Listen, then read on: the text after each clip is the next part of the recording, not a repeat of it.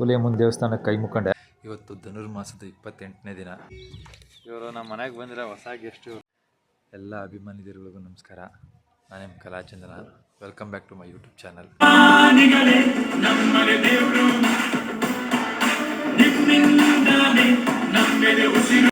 ಇವತ್ತು ಧನುರ್ಮಾಸದ 28ನೇ ದಿನ. ಈಗ ಬೆಳಗ್ಗೆ ಭಜನೆ ಮಾಡೋಕ್ಕೆ ಹೋಗ್ತಾ ಇದ್ದೀನಿ. ಬನ್ನಿ ಹೋಗೋಣ. ಹುಲಿಯ ಮುಂದೆ ದೇವಸ್ಥಾನಕ್ಕೆ ಕೈ ಮುಕ್ಕೊಂಡೆ. ಇಲ್ಲಿಂದ ಈಗ ಅವರು ಭಜನೆಯವ್ರು ಎಲ್ಲಿದ್ದಾರೆ ಹುಡುಕ್ತೀನಿ. ಭಜನೆಯವ್ರ ಜೊತೆ ಸೇರೋಣ. ಬನ್ನಿ, ಎಲ್ಲೇ ಇರ್ತಾರೆ ಭಜನೆಯವರು. ಈಗ ಎಲ್ಲ ಸುಳ್ಳು ಶನಿಮಹಾತ್ಮ ದೇವಸ್ಥಾನ ಮುಗಿಸ್ಕೊಂಡು ಹೋಗ್ತಾ ಇದ್ದೀವಿ. ಇವಾಗ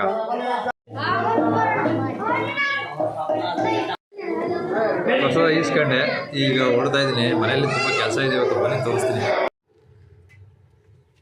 ನೋಡಿ. ಬನ್ನಿ, ಇವತ್ತು ನಮ್ಮ ಮನೆಗೆ ಇಬ್ಬರು ಹೊಸ ಗೆಸ್ಟ್ ಬಂದವ್ರೆ. ತೋರಿಸ್ತೀನಿ. ನಮ್ಮಪ್ಪ ಬೇಡ ಬೇಡ ಅಂದರು ಕರ್ಕೊಬಂದ್ಬಿಟ್ಟವ್ರೆ. ಹೆಂಗಿದ್ದಾರೆ ತೋರಿಸ್ತೀನಿ ಬನ್ನಿ. ಬರ್ರಿ, ಮುಂದೆ ಮುಂದೆ ಬನ್ನಿರಿ, ತೋರಿಸ್ರಿ ಮುಖನ ನೋಡಿ. ಇವರು ನಮ್ಮ ಮನೆಗೆ ಬಂದಿರೋ ಹೊಸ ಗೆಸ್ಟ್ ಇವರು. ಹಾಂ, ಏನು ರೀ ನಿಮ್ಮ ಹೆಸ್ರು? ಹಾಂ, ತುಂಬ ಡೀಸೆಂಟು, ಸೈಲೆಂಟು, ಒಳ್ಳೆ ಹಾಲು ಕರೀತಾರೆ. ಈಗ ನಾಳೆಯಿಂದ ಇವರು ನಮ್ಮ ಮನೆ ಸದಸ್ಯರು. ಇವತ್ತಿಂದಲೇ ಸದಸ್ಯರಾಗ್ಬಿಟ್ಟವ್ರೆ. ಇನ್ನು ಆಟ ಆಡ್ಕೊಂಡಿರೋದಷ್ಟೇ ಇವ್ರ ಜೊತೆ. ಇಬ್ಬರು ಬಂದವ್ರೆ. ಈಗ ಒಬ್ರನ್ನ ತೋರಿಸಿದ್ದೀನಿ, ಇನ್ನೊಬ್ರನ್ನ ತೋರಿಸ್ತೀನಿ ಬನ್ನಿ. ಅವ್ರನ್ನ ಬೇರೆ ಕಡೆ ಕಟ್ಟಾಕಿದ್ದೀನಿ. ಇಲ್ಲೊಬ್ರಿದ್ದಾರೆ ರೀ, ತೋರಿಸ್ರಿ ನಿಮ್ಮ ಮುಖನ ಸ್ವಲ್ಪ ತೋರಿಸ್ರಿ. ಹಾಂ ನೋಡಿ, ಇವರು ಸೇಮು, ಇಬ್ಬರು ಅಕ್ಕ ತಂಗಿ ಥರ ಅವರೇ. ಒಂದೇ ಸೈಜು, ಒಂದೇ ಕಲರು, ಒಂದೇ ವೆಯ್ಟು. ಚೆನ್ನಾಗವ್ರೆ ಇಬ್ರು, ಸೂಪರು. ಯಾಕೋ ತಿನ್ಬಿಟ್ಟು ಇದು ಬರ್ತೈತೆ, ಇಡ್ಲಿ ತಿನ್ಬಿಟ್ಟೆ ತೆಗ್ ಬರ್ತೈತೆ. ಮತ್ತು ಇವಳಿಗೆ ಯಾಕೋ ಸ್ವಲ್ಪ ಗಾಯ ಆಗ್ಬಿಟ್ಟೈತೆ. ಬನ್ನಿ ತೋರಿಸ್ತೀನಿ ಗಾಯ ಹೆಂಗಾಗಿದೆ ಅಂತ. ಸ್ವಲ್ಪ ಗಾಯ ಮಾಡ್ಕೊಬಿಟ್ಟು ಇಲ್ಲಿ ನೆಕ್ಕತ್ತಾ ಇದ್ಲು. ನಾನು ಏನು ಅಂತ ನೋಡಿದೆ.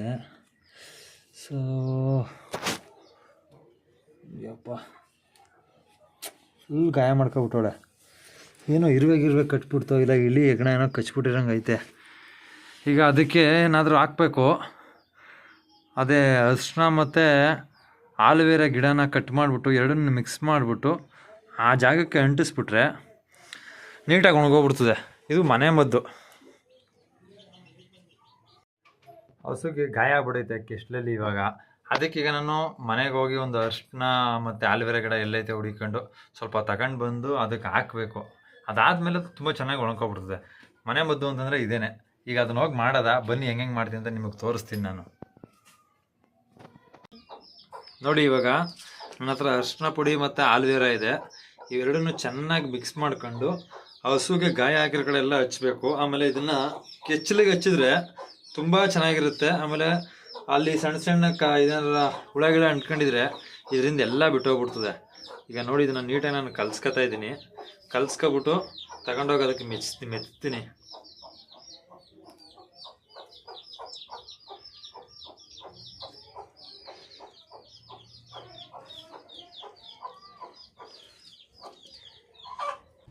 ಇದೆರಡನ್ನು ಚೆನ್ನಾಗಿ ಮಿಕ್ಸ್ ಮಾಡ್ಕೊಂಡು ಹಾಕ್ತಾಯಿದ್ದೀನಿ. ಇದು ಕೆಚ್ಚಲು ಏನಾರು ಎದ್ಭವ ಆಗಿಬಿಟ್ರೆ ನೀವು ನಿಂಬೆಹಣ್ಣನ್ನು ಕೈ ಎಣ್ಣೆಯಲ್ಲಿ ಕಾಯಿಸ್ಕೊಂಡು ಹಚ್ಬಿಟ್ರೆ ಹಸುಗೆ ತುಂಬ ಚೆನ್ನಾಗಿ ಕೋಲ್ಡ್ ಆಗುತ್ತೆ. ಆವಾಗ ಎದ್ಭವ ಇದ್ದರೆ ವಾಸಿ ಆಗುತ್ತೆ.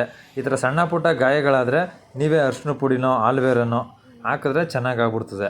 ಈಗ ನಾನು ಹೀಗೆ ಗಾಯಕ್ಕೆ ಇದೇ ರೀತಿ ಹಾಕ್ತಾಯಿದ್ದೀನಿ.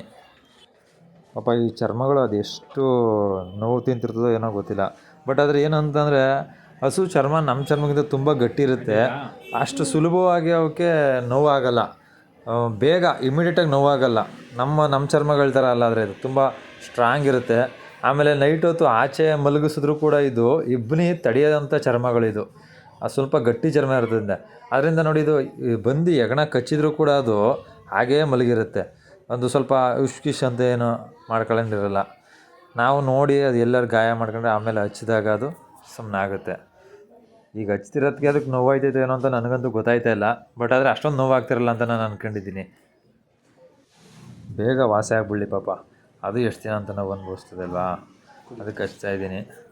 ನೋಡಿದ್ರಲ್ಲ, ಸಣ್ಣ ಪುಟ್ಟ ಹಸುಗಳಿಗೆ ಏನಾದರೂ ಗಾಯ ಆದರೆ ಡೈರೆಕ್ಟ್ ಹಾಸ್ಪಿಟ್ಲಿಗೆ ಕರ್ಕೋಗಿಂತ ಮುಂಚೆನೆ ಮನೇಲೇ ಸ್ವಲ್ಪ ನಾವು ಹೆಂಗೆ ಮದ್ದು ಕೊಡ್ಬೇಕಂತ ನಮಗೆ ಗೊತ್ತಿದ್ರೆ ಈ ಥರ ಅನುಕೂಲ.